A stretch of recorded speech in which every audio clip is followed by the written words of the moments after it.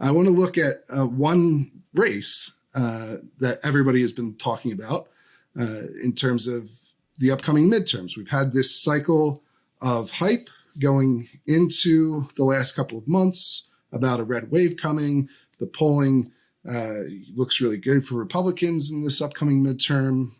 Going back a couple months, the president's poll numbers are terrible. But now things, the conventional wisdom right now, what everyone's talking about is the idea that that's all falling away and Republicans are now in trouble and Democrats have a much better chance of holding the House or picking up seats in the Senate even, because there was the voter ballot initiative in Kansas, which was an abortion, which would have allowed more abortion restrictions in the state, that lost unexpectedly. And then you saw the Democrat win the special election in New York 19, which is something of a swing district that most people expected the Republican to win that race. So now the conversation is all back the other way. Democrats are having a comeback. The president's approval ratings are up a little bit. He's back into like the 40s when he had been in the 30s. So I'm interested in your take where things are headed. What's the nightmare scenario to start off with? What do you think the worst case could be? Well, I mean, the worst case is we don't take back the Senate, and we don't take back the House. That would be the nightmare scenario, right? Democrats even add seats because on paper anyway, Joe Manchin and Kyrsten Sinema are the two senators that are preventing the filibuster from being nuked, right? So let's say you replace Pat Toomey with John Fetterman, who's already come out and said he's in favor of nuking the filibuster. Let's say Ron Johnson loses in Wisconsin, and all of a sudden Democrats, pick up a net of 2 seats. Theoretically, if they hold the House as well, then they could change the rules, get rid of the filibuster. They could pass legislation in the Senate with 51 votes, and then they would implement their gun control ban, or their ban on so-called assault weapons, and large capacity magazines. They would repeal the Protection of Lawful Commerce and Arms Act. They would try to destroy the firearms industry. That would be the nightmare scenario, right? If there's no check whatsoever on anti-gun Democrats in either chamber of commerce or Congress, rather, then gun owners are going to be one of the primary targets of the next session. Right. And I'll say, like, right now, it's not out of this world to think that's could happen. It is not. I mean, the president not himself, unthinkable. Yeah, the president himself just made the exact comments that you're talking about. He said, if we hold the House and pick up 2 seats in the Senate, he specifically said 2 seats, that will pass an assault weapons ban and all these other things that they obviously also want to pass.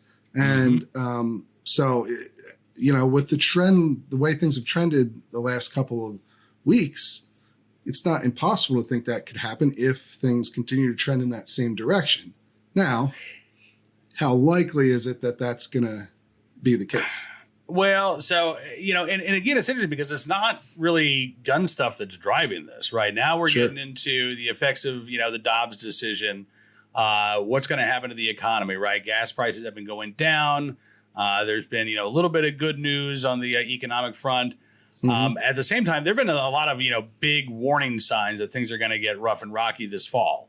Yeah. So I listen, if inflation starts to go up again in September and October, when people start, I'm already clinching, getting ready to pay for my propane to heat my house this winter, because I know that my bill is going to be hundreds of dollars higher than it was last time around. Yeah. So, I think that I don't think the economy is going to save Joe Biden. Let's put it that way. And I think that there may be another swing back towards Republicans as we get closer to November, like, let's say when the October numbers start to come out.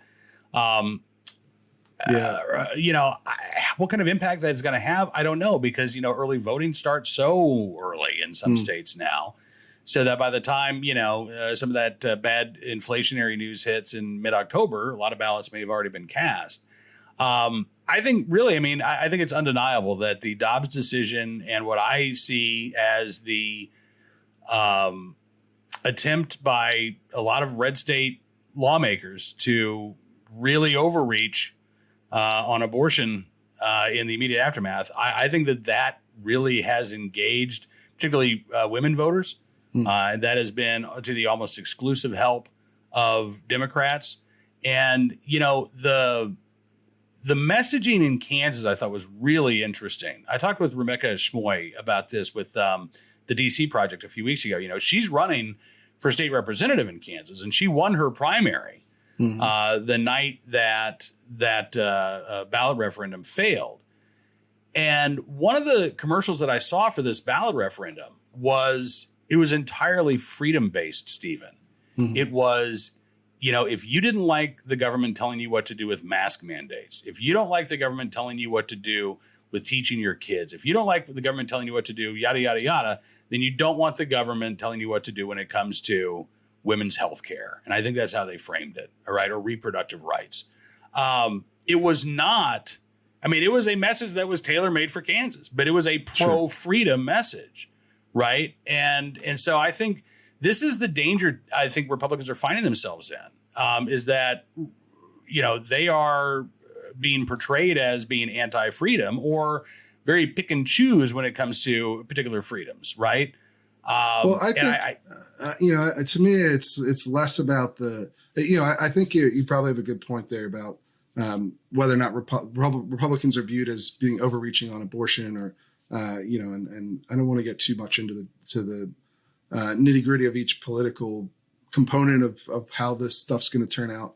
I think what's more, because I think it's really hard to read how, I agree with all your points there. I think it's hard generally, and you probably agree with this, to feel out how exactly one issue is going to drive an election one way or the other. Certainly the Kansas referendum and the fact that the Democrat in that swing district ran heavily on abortion implies that it's going to be a significant issue in the midterms, but it's hard to predict okay, so where's that going to play out as over the entire House of Representatives? Maybe it'll limit how many gains the Republicans can realistically make. But I think there's even beyond the sort of individual issues at play. Obviously, voting for the assault weapons ban is probably going to hurt a number of Democrats in more vulnerable districts, more purple districts, swing districts.